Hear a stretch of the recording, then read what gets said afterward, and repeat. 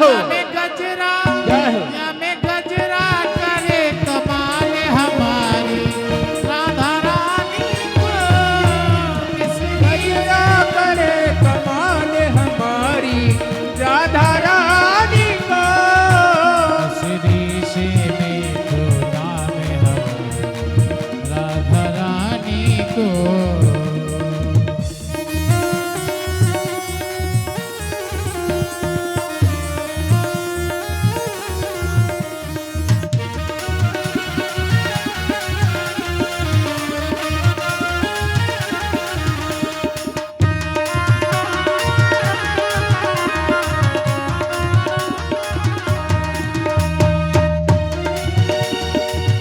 पतले पतले होठ हमारी राधा रानी के पतले पतले होठ हमारी राधा रानी के जिनके होठों पे हंसी पाँव में छाले होंगे वही बिहारी जी तेरे चाहने वाले होंगे तुम जाओ वृंदावन तुम्हारी औकात नहीं है गर राधा रानी बुला ले तो बड़ी बात नहीं है पतले पतले होठ हमारे राधा रानी के पतले पतले होठ हमारी राधा रानी के या में लाली करे कमाल हमारी राधा रानी के या में लाली करे कमाल हमारी राधा रानी के श्री से मीठो नाम हमारी राधा रानी का मिश्री से मीठो नाम हमारी राधा रानी को और देखिए भजन की अंतिम लाइन है सभी लोग झूमते हुए आइए गोरा गोरा रूप हमारा और देखिए ये लाइव चल रहा है और लाइव चल रहा है सब देख रहे हैं एसपीआर वाले नृत्य कर रहे हैं तो ये आपको अपनी नाक दिखानी है कि आप कितना नृत्य करें क्योंकि सभी 64 देश देख रहे हैं आपको कि एसपीआर वाले कितना सुंदर नृत्य करते हैं तो सभी लोग झूमते हुए राधा रानी को मनाते हुए गाएंगे छोटे छोटे पैर हमारी राधा रानी के छोटे छोटे पैर हमारी राधा रानी के छोटे छोटे पैर हमारी राधा रानी के छोटे छोटे पैर हमारी राधा रानी के या में पायल करे कमाल हमारी राधा रानी के या में पायल करे कमाल हमारी राधा रानी के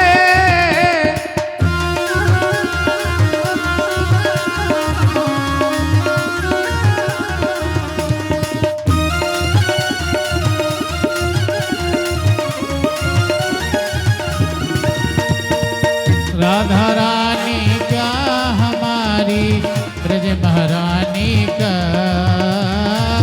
राधा रानी को हमारी ब्रज महारानी को ओ राधा रानी को हमारी ब्रज महारानी को ओ राधा रानी को हमारी ब्रज महारानी को मिश्री से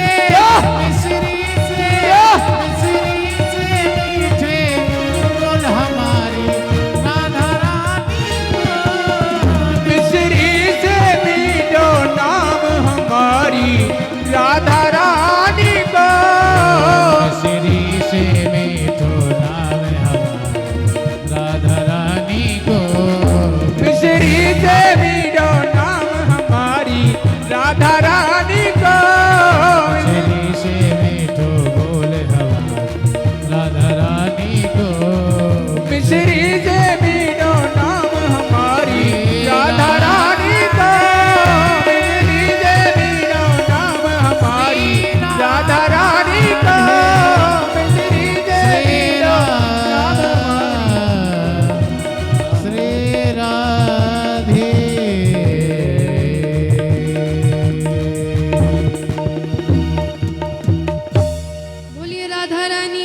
सरकार की जय हो।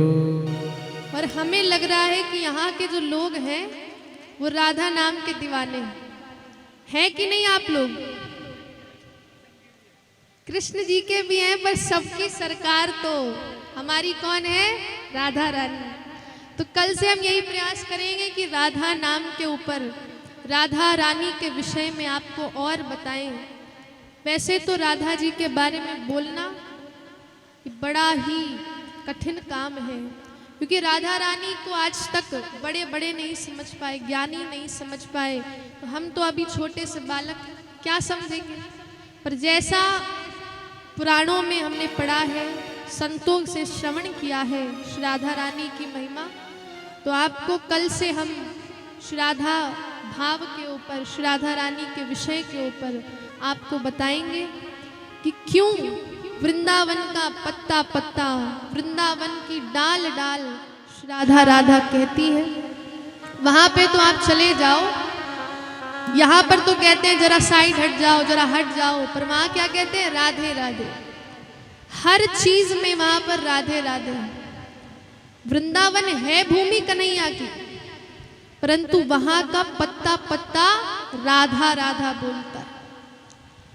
और अगर वृंदावन ब्रज क्षेत्र में राधा राधा है, इसका मतलब कृष्ण से भी बड़ी जो सरकार है, कृष्ण भी जिनका नाम लेते हैं, वो श्री राधा रानी के विषय में हम आपको कल बताएंगे कि क्यों श्री राधा रानी रसिकों की प्रिय है, क्यों हर संप्रदाय में राधा रानी की महिमा है, चाहे वो राधा वल्लभी संप्रदाय हो, चाहे गौड़ी संप्रदाय हो, हर संप्रदाय में राधा रानी का श्रेष्ठ दर्जा है।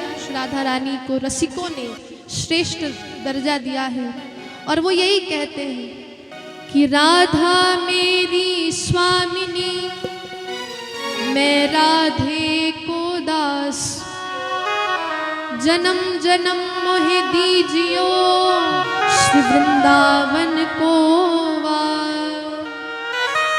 राधे मेरी मात है, मित्र मेरे घनश्याम, इन दोनों के चरण कमलों में मेरा बारंबार प्रणाम। तो ऐसी स्वामिनी श्री राधा रानी, तो उनको प्रणाम करके आइए कथा में हम आगे चलते हैं। तो सुखदेव जी महाराज जो शुक हैं, श्री कृष्ण के ही कहने पर अब वो शुक, वो तोता अब इस संसार में अवतार लेने वाला है। अब अवतार कैसे होगा? अवतार कौन कराएगा? तो कहते हैं कि इसके लिए तो नारद जी सबसे बढ़िया। हर काम में आपको नारद जी मिल जाएंगे, भगवान की हर लीला में नारद जी।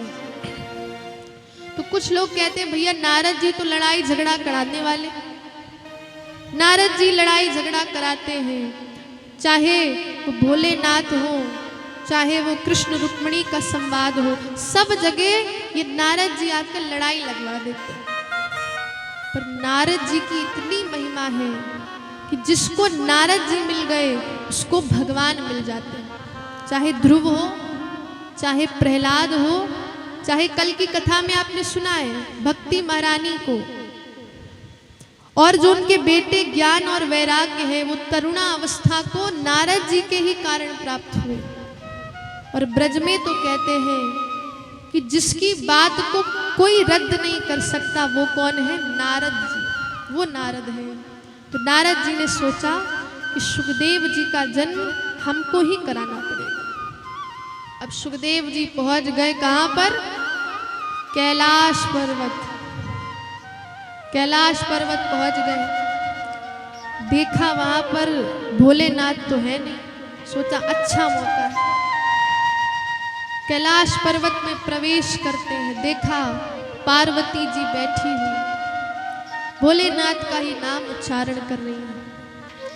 और तभी नारद जी गए, प्रणाम किया, और कैसी है पार्वती जी? तो पार्वती जी ने कहा सब बढ़िया नारद जी, आप आते ही नहीं हो, क्या हो गया, आते क्यों नहीं हो कैलाश में? अरे नारद जी कहते सब संसार झूठा है, इतने झूठे लोग हो गए हैं कि अब मन ही नहीं करता किसी के घर जाऊं, इसीलिए बस ऐसे ही घूमता रहता हूं, ऐसे ही भ्रमण करता हूं। नारद जी ने कहा अच्छा ये बताइए कि आपके पतिदेव तो आपसे झूठ नहीं बोलते? पार्वती जी कहती हैं अरे हमारे बीच में जो प्रेम इतना प्रगाढ़ है कि हमारे बीच में झूठ तो है ही नहीं, एक मात्र भी, एक लेश भी झूठ नहीं है। नारद जी ने कहा अच्छा इतना प्रेम आपसे भोलेनाथ करते हैं? हमारी पार्वती जी एकदम ठोक कर कहती हाँ मेरे भोलेनाथ मुझसे प्रेम करते हैं, और जहां प्रेम है वहां झूठ हो ही नहीं सकता। नारद जी ने कहा बहुत अच्छा, अच्छा यदि प्रेम करते हैं तो ये भी बताया होगा कि मुंडों की माला किसकी है? अरे उसी समय पार्वती जी का मुंह बन गया। अब मैंने इतना तो कह दिया कि भोलेनाथ मुझसे इतना प्रेम करते हैं, मुझसे झूठ नहीं बोलते, और मुझे यही नहीं मालूम। अब दुखी हो गई, मन ही मन दुखी है कि अब बताओ मेरी तो बेइज्जती हो गई। मैं इतना सब कह रही थी मेरे पतिदेव मुझसे इतना प्रेम करते हैं, पर इन्होंने मुझसे झूठ बोल दिया। तो नारद जी ने कहा कि अब मैं चलता हूं, मेरा काम तो हो गया। काम करके नारद जी गायब हो गए। अब भोलेनाथ आए, अरे भोलेनाथ आए, कहते सुनती हो? और आज हमारी पार्वती जी ने सुना नहीं, वैसे तो रोज आ जाती है स्वागत करने के लिए, पर आज आई नहीं रही। भोलेनाथ आवाज लगा रहे सुनती हो भाग्यवान? अरे श्रीमती जी सुनती हो? 3 बार आवाज लगा दी, आई नहीं। अब भोलेनाथ समझ गए कोई ना कोई गड़बड़ जरूर है, दाल में तो कुछ ना कुछ काला है। अब क्या काला है अब पता लगाया जाए। भोलेनाथ गए, भोलेनाथ ने पूछा क्या हो गया देवी जी, आप हमसे गुस्सा हैं? कुछ नहीं बोली, अपना काम कर रही, बर्तनों को पटक रही है, अरे कुछ बोल ही नहीं रही है। और ऐसे ही देवियां करती हैं, जब गुस्सा हो जाए तो कुछ बोलती नहीं है। आप लोगों को तो अनुभव होगा, कुछ बोलती नहीं है, बस सामान को ऐसे पटकेंगी तो समझ जाना कि पत्नी क्रोधित हो गई। अब भोलेनाथ को लग गया कोई ना कोई बात है, और सामान फेंक कर चली जाती है कोप भवन। पहले के जमाने में ये होता था कि अगर पत्नियां गुस्सा हो जाएं तो उनके लिए एक रूम बनाया जाता था कि वहां जाकर गुस्सा करें। आजकल तो पत्नियां मायके चली जाती हैं गुस्सा हुई, पर उस समय क्या होता था कि एक रूम बनता था उनके लिए, वहां जाकर वो क्रोध करते। तो चली गई पार्वती जी, वहीं कोप भवन पे बैठी। भोलेनाथ गए, भोलेनाथ ने पूछा क्या हो गया देवी जी, कुछ हो गया? किसने क्या कर दिया हमें बताइए, मैं महाकाल हूँ, कालों का काल हूँ, मैं आपकी हर दिक्कत को सॉल्व कर दूंगा। अच्छा, पार्वती जी ने फिर भी कुछ नहीं बोला। अब भोलेनाथ समझ गए मैंने ही कुछ करा, ऐसा मुझे लग रहा है। अरे देवी जी मैंने कुछ किया है बताओ जरा। अब पार्वती जी कहने लगी इतना सब करके बैठे हो, उसके बाद पूछते हो। अब ये भी दिक्कत है कि पत्नियां किस बात पर रूठ जाए पता ही नहीं चलता, किस बात पर रूठ जाए पता ही नहीं चलता। अब भोलेनाथ ने कहा देवी जी क्या करा ये तो बताओ, तब गुस्सा करना। अब पार्वती जी बोलना शुरू करती, हमने तो पूरे संसार में डंका बजवा दिया कि आप मुझसे प्रेम करते हो, मुझसे झूठ नहीं बोलते, और आपने ये ही नहीं बताया कि मुंडों की माला किसकी। आप इतने मन से कारे हो, इतने कारे हो कि अपनी पत्नी से झूठ बोलते हो।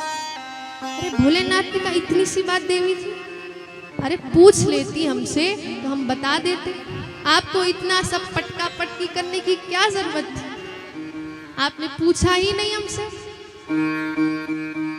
तो अब हम आपको बताते हैं कि ये मुंडों की जो माला है ये आपकी ही है, आप बार बार जन्म लेती हो और बार बार मैं आपके प्रतीक को इसी माला में पिरो लेता हूं। अब और गुस्सा हो गई। और गुस्सा और क्रोधित हो गई। अब भोलेनाथ ने कहा अब क्यों क्रोधित हो गई, अब तो मैंने सच्चाई बता दी। कहा कि पहले तो आप मन के कार्य थे, अब और कार्य हो गए हो, क्योंकि मुझे बार बार मरना पड़ता और आप हमेशा जीवित रहते हो, अमर रहते हो, ये कैसे हो सकता है। तो कहा देवी जी इसके पीछे भी कारण है, और कारण है कि मैंने अमर कथा सुन रखी है, अमर कथा सुनी है मैंने, और इस अमर कथा के कारण मैं हमेशा जीवित रहता हूँ, अमर हूँ। नाम ही क्या है इसका, अमर कथा। तो देवी जी ने कहा पार्वती जी ने मुझे भी अमर कथा सुननी है। अच्छा सुननी है आपको भी, तो पहले ये आपको स्थान देखना पड़ेगा कि आपके अलावा कोई और ना सुन सके। तो इसलिए भोलेनाथ पार्वती जी के साथ अमरनाथ गए। अमरनाथ में एक वट वृक्ष के पीछे हमारे भोलेनाथ ने आसन बिछाया और वहीं पर बैठ गए। पर जैसे कल हमने आपको नियम बताए थे कि कुछ नियम होते हैं, बात नहीं करनी है, तो वैसे भोलेनाथ ने भी नियम बताए कि पार्वती जी जब मैं कथा कहता हूँ तो मेरी आंख बंद हो जाती है, क्योंकि मैं भगवान की कथा जब बोलता हूँ तो आंखें नहीं खोलता हूँ, क्योंकि उस समय मैं भगवान के भाव में ऐसा खो जाता हूँ कि आंखें बंद करके साक्षात मेरे सामने लीलाएं होती। और अगर हमने आंखें बंद कर ली तो लोग कुछ भी करेंगे, इसलिए हम आंखें नहीं बंद करते। पर भोलेनाथ कहते मैं आंखें बंद कर लेता हूँ क्योंकि मुझे भगवान की सुंदर सुंदर लीलाएं दिखती हैं। तो इसीलिए आपको क्या करना है, हुंकारा देना है, हुंकारा देना है कि मुझे पता चल सके कि आप कथा सुन रही हो। पार्वती जी ने कहा ठीक है, और अब दूसरी शर्त कही कि आपके अलावा इस कथा को और कोई नहीं सुन सकता, छिपकर इस कथा को कोई नहीं सुन सकता। इसलिए कहा जाता है कि भागवत कथा के सामने आकर कथा सुननी चाहिए। इसलिए आप भागवत महारानी जो पोथी है उसके सामने बैठकर जो फल मिलता है वो छुपकर नहीं मिलता है। लोग कहते हैं कि हम तो भैया अपने घर से ही सुन लेंगे, आवाज वहां तक आ रही है, उसका कोई फल नहीं है। जितना फल आप पंडाल में भागवत जी के सामने बैठकर सुनोगे उसका फल आपको साक्षात मिलेगा। इसलिए कहा जाता है सामने बैठकर कथा सुननी चाहिए। ठीक है, मैं ही अकेले सुनूंगी। तो इसलिए अब भोलेनाथ ने 3 बार ताली बजाई। कितनी बार बजाई? 3 बार ताली। और जैसे ही ताली बजाई वैसे ही जितने भी पक्षी पशु थे सब उस वृक्ष से भाग गए। अपने त्रिशूल को भेजा कि तुम देख के आओ कोई है तो नहीं, और अंत में पार्वती जी को भेजा। पार्वती जी ने भी देखा कोई नहीं है, और अब कथा सुनने के लिए वो बैठ गए। अब कथा शुरू होती है, महात्म्य से शुरू हुई। भोलेनाथ की आंखें बंद, प्रथम स्कंद आया, द्वितीय स्कंद आया, ऐसे करते करते जैसे ही दशम स्कंद आया, अरे हमारी पार्वती जी की आंख लग गई, आंख लग गई और वो सोने लग जाती है। भोलेनाथ यहाँ कथा कह रहे हैं कि महाआसन में महादेव जी बैठे आसन मार, कि आसन पे बैठे हमारे भोलेनाथ कथा कह रहे हैं। पर बीच में नींद आ जाती है, और कहते हैं कि उसी समय एक शुक का जो अंडा था वो वहीं था, वो टूट जाता है, और वो अब माँ पार्वती के स्थान पर हुंकारा देने लगा। पार्वती जी सो रही हैं और इधर हमारे भोलेनाथ कथा को आगे बढ़ा रहे हैं। दशम स्कंद पूर्ण हुआ, ऐसे करते करते द्वादश स्कंद पर जैसे ही कथा विश्राम हुई, कहा बोलिए भक्त वत्सल भगवान की, कृष्ण कन्हैया लाल की जय हो। तो इस प्रकार से जैसे ही 12 स्कंद विश्राम हुए वैसे ही हमारी पार्वती जी की नींद खुल जाती। अरे क्या हो गया, तुरंत झटके में आ गई। और तभी उन्होंने सोचा कि अभी तो कथा दशम स्कंद में चल रही थी और अभी समाप्त हो गई, भगवान अपने धाम चले गए। पूछा स्वामी भगवान ने अभी कौन सी बाल लीला करी है, माखन लीला कैसे करी है? अरे भोलेनाथ तो सुनकर क्रोधित हो गए कि आप कथा के दौरान सो गई, सबसे बड़ा पाप आप होगा। और दूसरी बात, ये हुंकारा किसने दिया? क्योंकि मैंने क्या कहा था कि सिर्फ पार्वती जी को ही सुनना है और कोई नहीं सुन सकता। और जैसे ही हमारे भोलेनाथ ने देखा कि एक शुक बैठा है, वो हुंकारा दे रहा है, तुरंत त्रिशूल निकाला और उसको मारने के लिए दौड़ पड़ा। आगे आगे तोता है और पीछे पीछे भोले भंडारी। तो इस प्रकार से धीरे धीरे करते करते वो जो शुक है वो अमरनाथ की पहाड़ियों से घूम घूम कर बद्री विशाल में व्यास जी की गुफा में पहुंचता है। और वहाँ व्यास जी और उनकी पत्नी निवास करते थे। पत्नी ने मुंह खोला और जैसे ही उनका मुंह खुला, वो जो शुक था, वो तोता था, माँ वीटका देवी के गर्भ में प्रवेश कर लिया। और ऐसे ही हमारे भोलेनाथ फिर आश्रम में आए। व्यास जी ने कहा, अरे आइए, स्वागत है आपका, कैसे आना हुआ? भोलेनाथ ने कहा, अभी आपका आतिथ्य स्वीकार नहीं है मुझे तो अपने शत्रु को ढूंढना है जो आपके ही आश्रम में छुपा हुआ है। व्यास जी ने कहा कि कैसा शत्रु, क्या कर दिया उसने? तो भोलेनाथ ने कहा कि उसने छुपकर अमर कथा सुनी। व्यास जी हंसने लगे। भोलेनाथ तो क्रोध में कह रहे, क्यों हंस रहे हो? मैं इतना क्रोध में हूं, अपने शत्रु को ढूंढ रहा हूं और तुम हंसते जा रहे हो। व्यास जी कहते, अरे भोलेनाथ, आप सच में भोले हो। जिसने अमर कथा सुन ली है, क्या आप उसको मार सकते हो? अच्छा बताइए, जिसने अमर बूटी पी रखी है उसको कोई मार सकता है? नहीं मार सकता। क्योंकि जब जिसने अमृत का रस पी लिया है उसको इस संसार का कोई भी नहीं मार सकता है। इसलिए कहा, भोलेनाथ क्रोध को थोड़ा शांत करिए और देखिए, उसने अमर कथा सुनी है और अमर कथा सुनने वाला कभी मर ही नहीं सकता। अब भोलेनाथ जी थोड़ा शांत हुए। और देखिए, आप लोग को भी जब क्रोध आए, क्रोध तो सबको आता है, सब क्रोध करते हैं, तो क्या कहना है क्रोध में? राधा राधा। क्या कहना है? देखिए, जब भी क्रोध आए बस राधे राधे का नाम लीजिए, तो सामने वाला भी सोचेगा, अजीब पागल है, मैं इसको इतना परेशान कर रहा हूं और ये राधे राधे कह रहा है। तो राधे राधे कहने से आपका भी क्रोध शांत हो जाएगा और सामने वाला आपको परेशान भी करना भूल जाएगा। इसलिए आपको क्या कहना है क्रोध जब आए? क्या कहना है? आवाज नहीं आई। तो जब भी देखिए क्रोध आए तो श्री किशोरी जी का नाम लेना है। कहते हैं, राधा नाम से सब बाधा कट जाती है। तो इस प्रकार से भोलेनाथ का क्रोध शांत हुआ और तभी भोलेनाथ ने अपनी तृतीय नेत्र से देखा, ये कोई साधारण शुक नहीं, ये साक्षात राधा जी और ठाकुर जी का पालित शुक है। और ये यहाँ पर धर्म के प्रचार प्रसार के लिए, भक्ति के प्रचार प्रसार के लिए इनका अवतार हुआ है। भोलेनाथ जाते हैं और उसके बाद 9 महीने बीत गए, वो बालक अभी तक नहीं आया बालक। तो हमारे व्यास जी बड़ा परेशान हुए। 16 वर्ष बीत गए, माँ को पीड़ा होने लगी, असहाय पीड़ा होने लगी। तो भगवान से यही प्रार्थना करी कि आप जाकर के अपने भक्त से कहो कि इस संसार में आए। तो कहते हैं, साक्षात नारायण आते हैं और सुखदेव जी को आदेश देते हैं कि आप अब इस संसार में आओ, इस संसार में धर्म का, भक्ति का प्रचार प्रसार करो।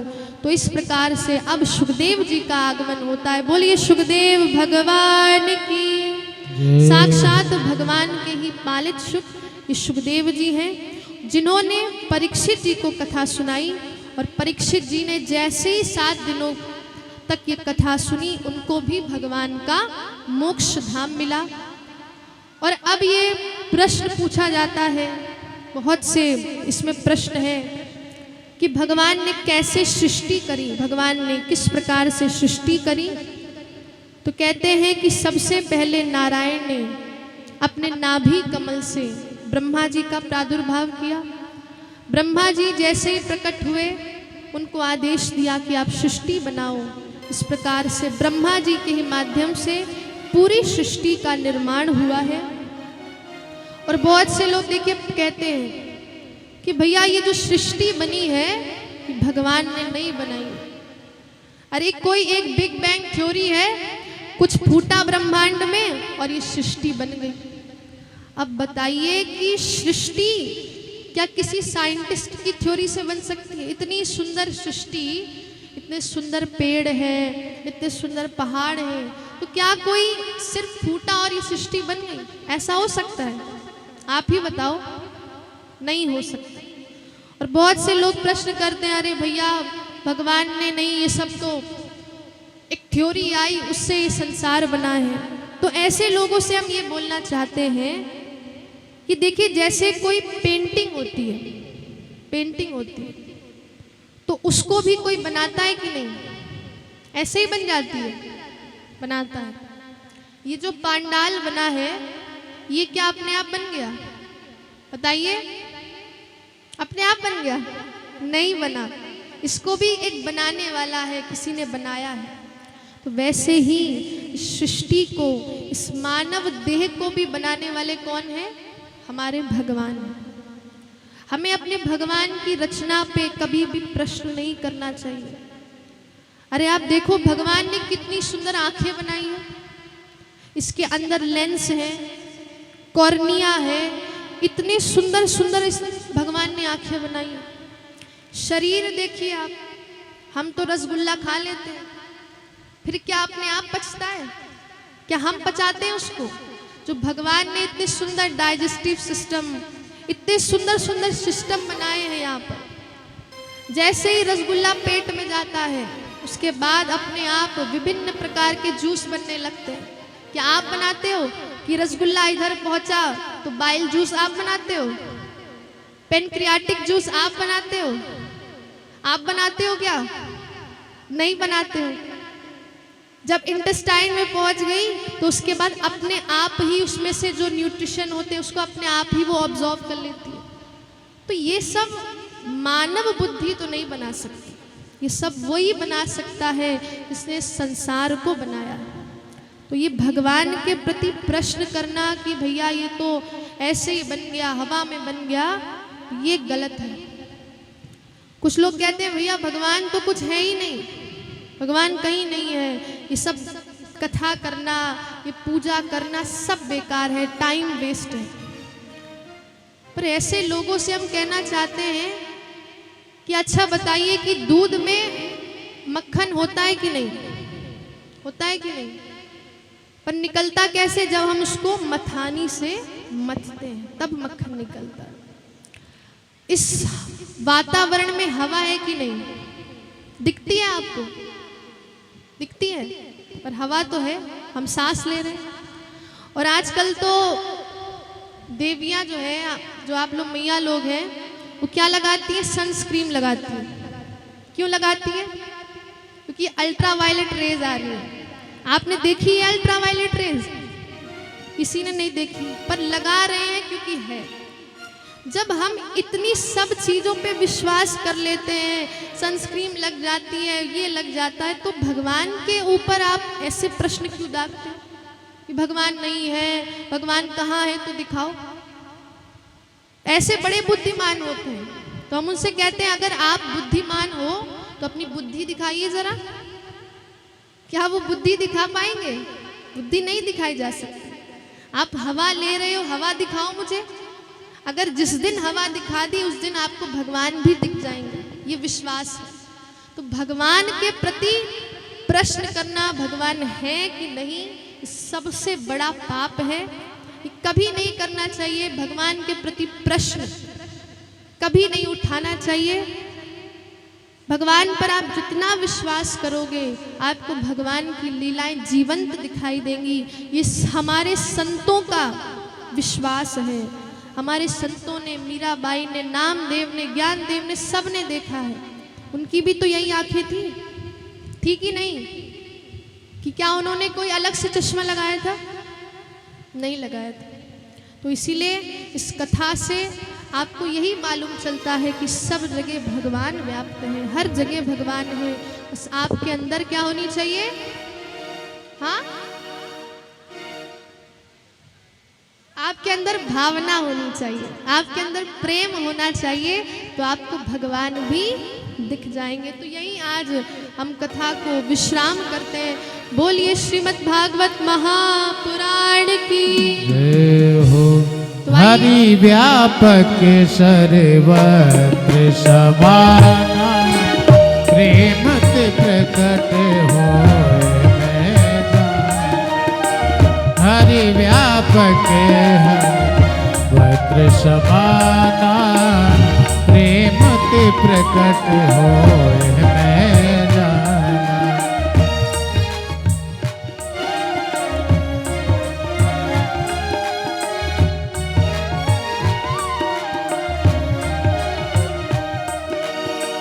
हरि अनंत हरि कथा अनंता, कहे सुनहि बहु विधि सब संता।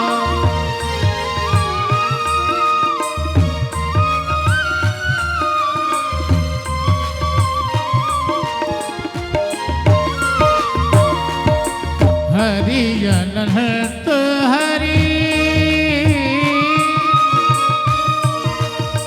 कथा अनंता, कहे सुनहि बहु विधि सब संता। हरि व्यापक सर्वत्र समाना, प्रेम ते प्रकट होए मैं जाना। श्री राम जय राम, जय जय राम। श्री राम जय राम, जय जय राम। सभी लोग गाइए। श्री राम जय राम, जय जय राम। श्री राम जय राम, जय जय राम। श्री राम जय।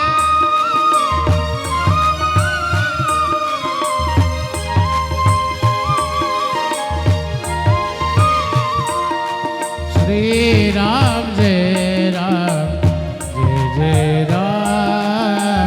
श्री राम जय राम, जय जय राम। श्री राम जय राम, जय जय राम। कृष्ण कन्हैया हरि घनश्याम। बोलो गोविंद भगवान की जय। तो इसी भावना से कि हरि व्यापक सर्वत्र समाना, प्रेम ते प्रगट होई मैं जाना, कि सब जगह हमारे गोविंद ही विद्यमान है। जितना प्रेम करेंगे गोविंद आपको उतनी जल्दी मिलेंगे। इस भावना के साथ कथा को विश्राम करते हैं और कल की कथा में हम जानेंगे कि राजा परीक्षित का जन्म किस प्रकार से हुआ, राजा परीक्षित ने कैसे कलयुग को 5 स्थान दिए, और कल ये सुंदर सुंदर महाभारत की कथाओं के माध्यम से कल हम कथा प्रसंगों में आगे बढ़ेंगे। और देखिए, जब आप कल आएंगे तो हम पूछेंगे भी कि आज आपने क्या सुना, तो जल्दी आएंगे सब लोग। और जब हम पूछें आपसे तो आप लोग याद भी करके आइएगा कि कल की कथा में, जैसे आज की कथा में हमने क्या सुना, वो कल पूछेंगे। ये होमवर्क है आपका, पूछेंगे ज़रूर। और जब तक आप बताओगे नहीं आगे बढ़ेंगे भी नहीं। तो पहले आपको प्रश्न का उत्तर देना पड़ेगा, उसके बाद ही कथा में हम आगे चलेंगे। और जैसा कि कृष्ण कथा का सार क्या है, राधे राधे, तो सभी लोग अपने स्थान पर खड़े होकर राधे राधे बोल, और उसके बाद हम आरती करेंगे। और देखिए, आरती, ये भगवान की आरती करें। कथा आपने इतने मन से सुनी, अनुशासन के साथ सुनी, पर आरती में अनुशासन भंग हो जाता है, और ये भागवत की मर्यादा के विरुद्ध है। और जहाँ भागवत की मर्यादा भंग होती है फिर उसकी महिमा नहीं रहती। तो इसलिए सभी अनुशासन के साथ भागवत महारानी की आरती करेंगे। सबसे पहले राधे राधे बोल, तो सभी लोग कहेंगे मेरे साथ, राधे। हेलो। सबसे प्रार्थना है कि आरती जेंट्स और लेडीज के लिए अलग अलग है अरेंजमेंट, लाइन में लगे रहें और कोई धक्का मुक्की ना करें। उस टाइम बीच में मत आरती को ग्रहण करें, बाद में लें। जेंट्स और लेडीज, जेंट्स लेफ्ट साइड में है, जेंट्स राइट साइड में है, लेडीज लेफ्ट साइड में है। जब आरती के पंडित जी अनाउंस करेंगे उसके बाद ही आरती लें। धन्यवाद। तो सभी लोग राधे राधे बोल दोनों हाथ उठाकर मेरे साथ गाएंगे। राधे राधे बोल, राधे राधे बोल, बरसाने में हो से राधे राधे बोल। राधे राधे बोल, राधे राधे बोल, बरसाने में हो जैसे राधे राधे बोल। राधे राधे बोल, राधे राधे बोल, बरसाने में हो से राधे राधे बोल। राधे राधे बोल, बरसाने में डोल के मुख से राधे राधे बोल।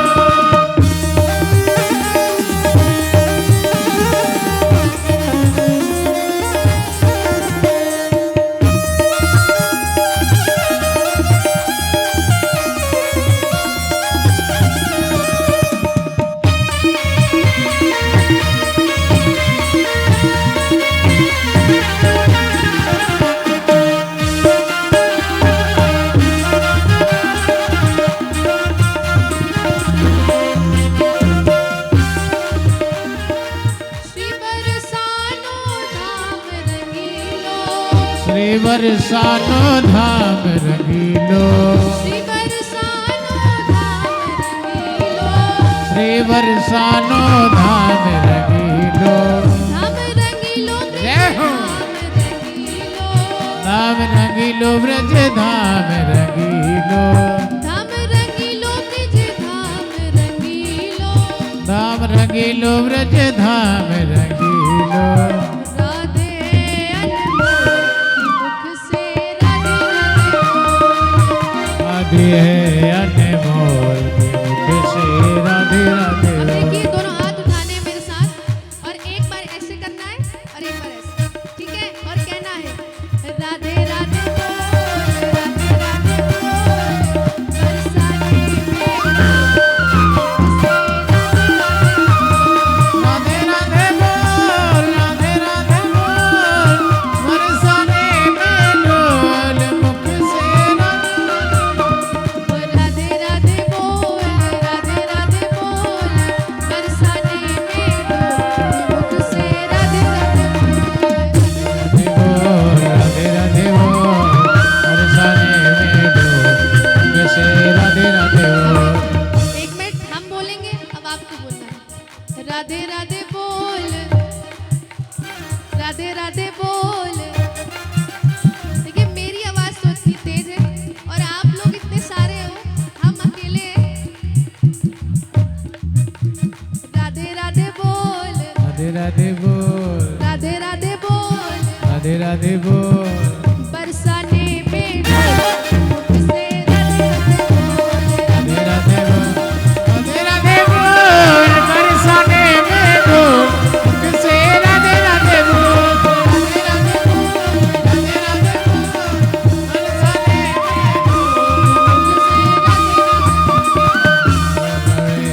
डोल मुख से राधे राधे बोल।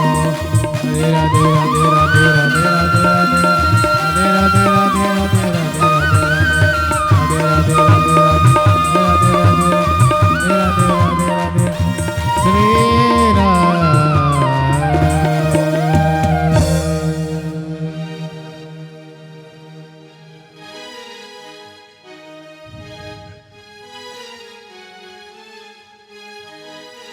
आइए सभी लोग भगवान के मंगल आरती करें। बाके बिहारी तेरी आरती गाओ, बाके बिहारी तेरी आरती गाओ, कुंज बिहारी तेरी आरती गाओ।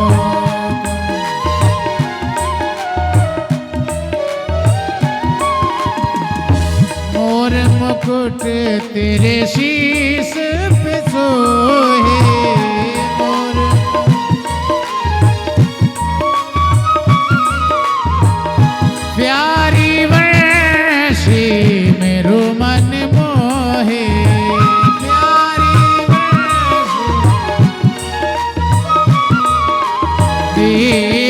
छवि वर हरि में जाऊं, देख छवि वर हरि में जाऊं। श्री कुंज बिहारी तेरे आरती गाऊं।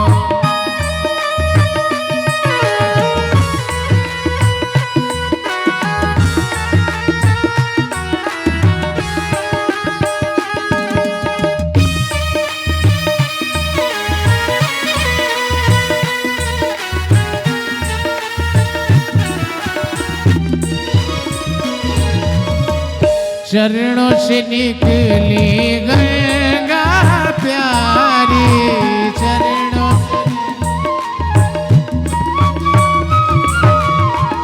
जिसने सारी दुनिया तारी,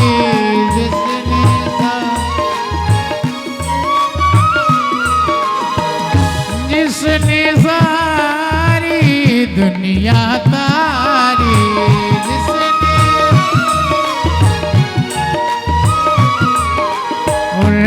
चरणों का मैं ध्यान लगाऊं, माँ की बिहारी तेरी आरती गाऊं।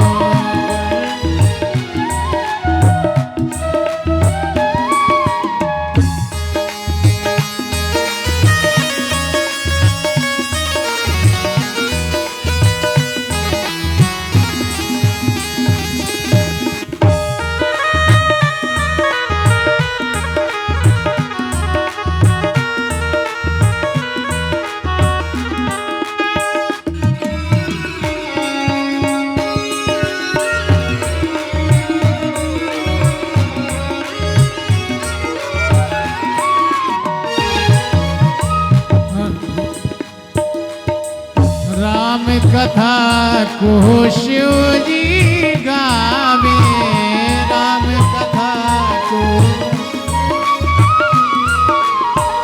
कृष्ण कथा को शुक मुनि गावे, कृष्ण कथा को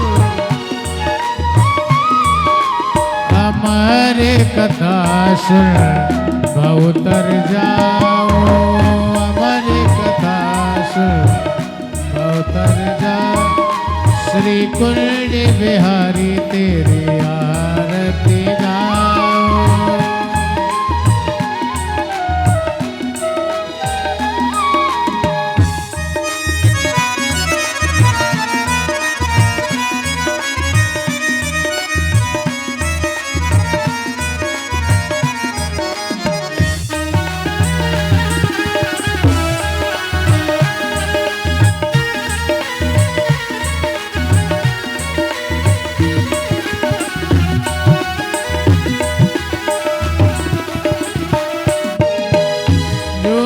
श्याम जी की आरती गावे,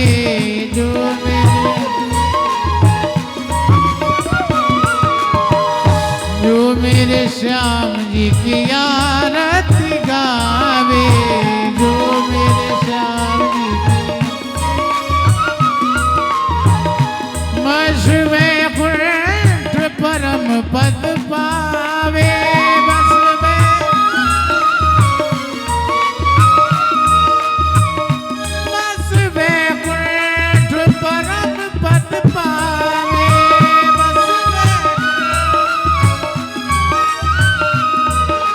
बारे बल हरि में जाऊं, बारे बारे बल हरि में जाऊं, मुझे बिहारी तेरी आरती गाऊं। गोविंद बोलो हरि गोपाल बोलो, गोविंद बोलो हरि गोपाल बोलो, राधा रमण हरि गोविंद बोलो,